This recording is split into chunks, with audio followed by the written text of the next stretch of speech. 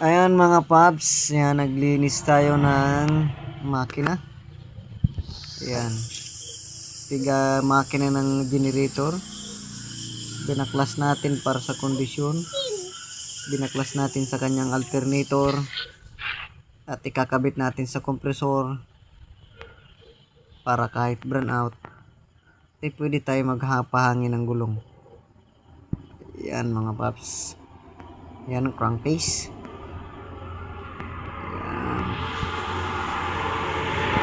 Signal at sa leader head. Yan, malinis na. Rocker arm, asi, at mga tornilyo at flywheel sama-sama na. Yan, bala na pag-assembly bukas. Yan, bukasan natin to assemblin mga paps. Inabot na tayo ng gabi. Yan mga paps, maraming salamat. At sa mga hindi pa nakakapag-subscribe sa ating channel, yan, subscribe na mga paps.